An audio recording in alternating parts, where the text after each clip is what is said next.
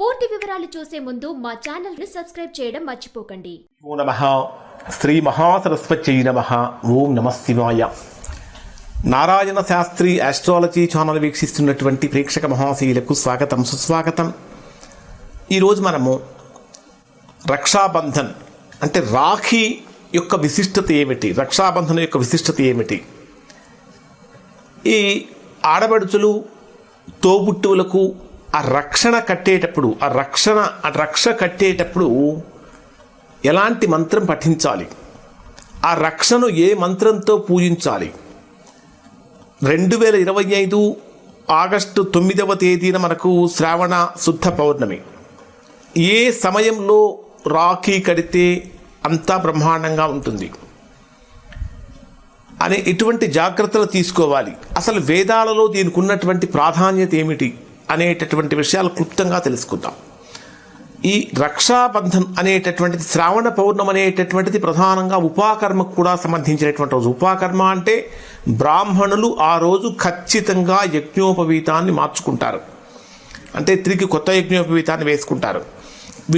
విష్ణు పురాణం ప్రకారం కనుక మనం పరిశీలించినట్లయితే ఇంద్రాణి అంటే ఇంద్రుడి భార్య తన భర్త ఇంద్రుడు రాక్షసులతో యుద్ధానికి వెళ్లే ముందు ఆ రక్ష సూత్రాన్ని కట్టింది. అలానే కృష్ణుడికి కూడా తన చేతికి నుంచి రక్తం కారుతున్నప్పుడు ద్రౌపదీదేవి తన చీర కొంగును చించి అన్నకు ఆ రక్తం కారకుండా ద్రౌపది అక్కడ చేతికి కట్టుకట్టింది, అంటే ఒక రక్షగా కట్టింది. అలానే అప్పటి నుంచి ఇది ఒక ఆచారంగా మారింది. అంటే ఇది ఏ విధమైనటువంటి విషయము అంటే ఇది ఎట్లాంటిదంటే తోబుట్టువుల యొక్క రక్షణ కోసం చెల్లెళ్ళు లేదా అక్కలు చేసేటటువంటి ఒక అత్యంత అద్భుతమైనటువంటి నియమనిష్టలతో కూడినటువంటి వ్రతం. ఈ రాఖీ పౌర్ణమి రోజున చక్కగా చేయవలసినటువంటి పని ఏంటంటే ముఖ్యంగా స్త్రీలు అంటే ఆడపిల్లలు స్నానం చేసి చక్కగా శుభ్రమైన వస్త్రాలు ధరించాలి. పూజా స్థలాన్ని గోమయంతో అలికి ముక్కులు పెట్టాలి. ఏదో మనం రాఖీ కొన్నామంటే బయట నుంచి 10 రూపాయలు పెట్టో 50 రూపాయలు పెట్టో 100 రూపాయలు పెట్టో రాఖీ కొన్నాము, తీసుకొచ్చాము, అన్న కట్టాము, అన్న దగ్గర నుంచి ఒక 100 రూపాయలు 1000 రూపాయలు తీసుకున్నాము అనేటటువంటి భావన కాదు. ఇక్కడ రాఖీ కట్టటము అంటే అర్థం ఏమిటంటే నిరంతరము కూడా అన్న యొక్క శ్రేయస్సును ఇక్కడ తోబుట్టువులు కాంక్షిస్తున్నారని అర్థం. అంటే అన్న కనుక బాగున్నాడు అంటే పుట్టిల్లు బాగుంటుంది, పుట్టిల్లు కనుక చక్కగా ఉంటే ఆడపిల్లకు కొండంత అండ. ఎందుకంటే పుట్టిల్లు కనుక ఎప్పుడూ సుఖంగా సంతోషంగా ఉంటే ఆడపిల్ల ఎప్పుడూ కూడా ఆనందంగా ఉంటుంది. కాబట్టి ఇక్కడ రాఖీ కట్టేటప్పుడు ఉండేటటువంటి ప్రధానమైన విషయం ఏమిటంటే అన్న యొక్క రక్షణ కోసం చేస్తున్నారు కాబట్టి ఏదో బయట నుంచి ఇలా కొనుక్కొచ్చేసాం, అలా కట్టేసాం, అయిపోయింది అనేటటువంటి విధంగా కాకుండా దాన్ని శాస్త్ర ప్రకారం కనుక చేసేటట్లయితే చక్కగా ముందు మీ యొక్క పూజా స్థలాన్ని గోమయం తొలకాలి.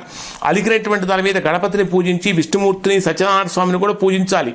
ఇంకా మీకు అక్కడ వీలైతే తులసి కాండతో తులసి స్తోత్రం ఉంటుంది, తులసి స్తోత్రంతో కూడా ఈ రక్షా స్తోత్రాన్ని చక్కగా మనం పూజించాలి.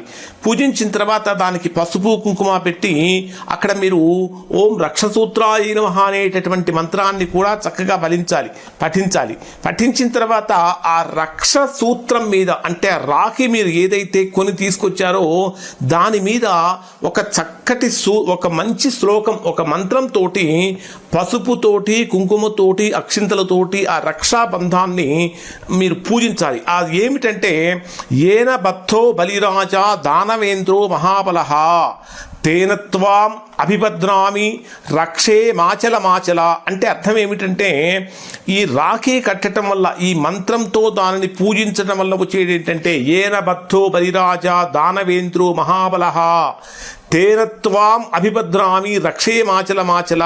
అంటే దానవరాజు ఈ రక్షాసూత్రంతో బంధించబడ్డాడు.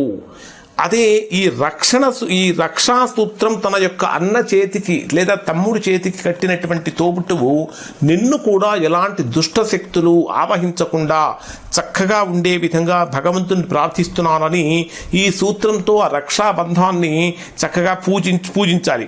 పూజించిన తర్వాత అన్నయ్య చేతికి లేదా తమ్ముడి చేతికి అక్కయ్య కానీ చెల్లెలు కానీ ఆ రక్షాబంధాన్ని కట్టే ముందు ఎలాంటి శ్లోకం పారాయణ చేయాలి, ఎలాంటి మంత్రం పఠించాలి అంటే దీర్ఘాయు కామయా భ్రాతర్ద్వితీయం వరమర్చితే అంటే ఏమిటి?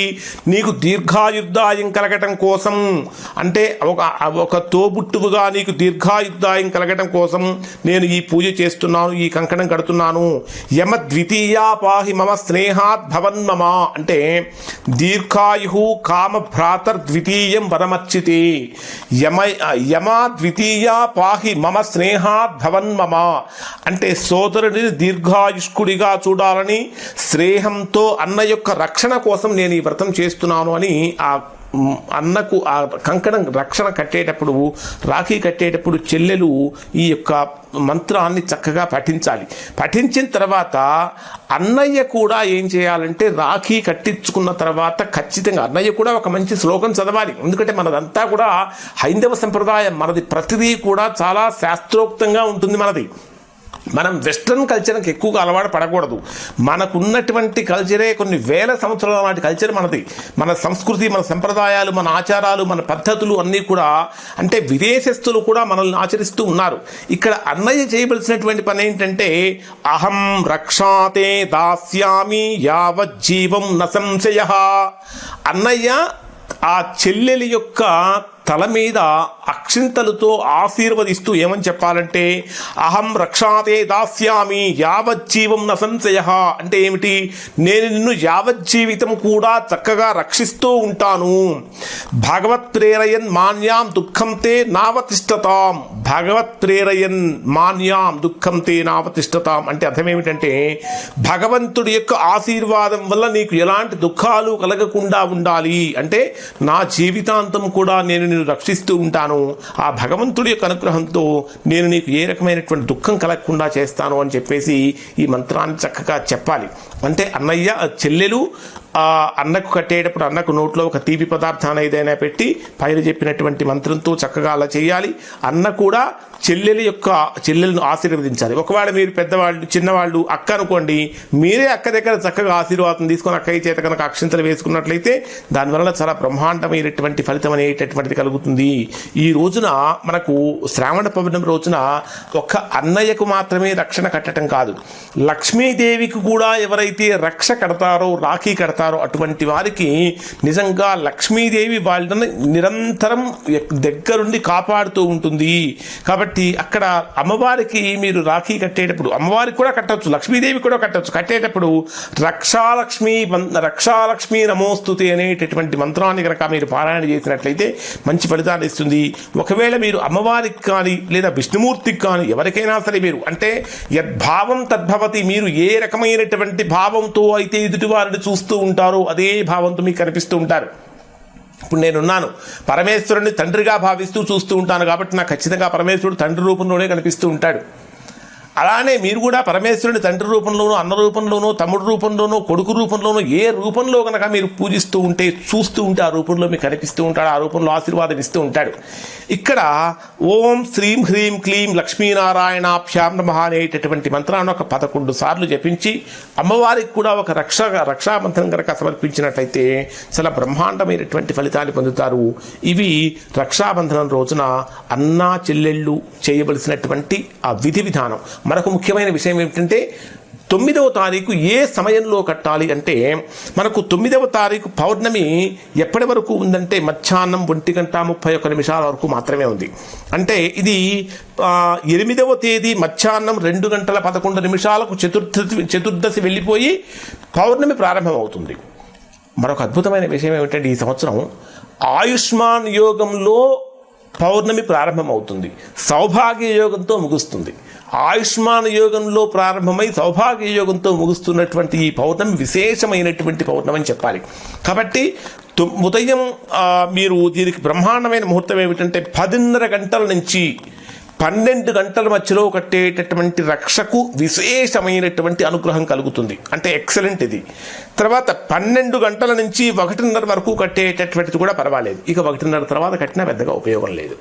ఇవి రాఖీ ఏ సమయంలో కట్టాలనేటటువంటివి ముఖ్యంగా రాహుకాలాల్లో కానీ, దుర్ముహూర్తాల్లో కానీ, వర్జ్యాల్లో కానీ, గండకాలాల్లో కానీ కట్టకుండా ఉండటం అనేటటువంటిది మంచిది.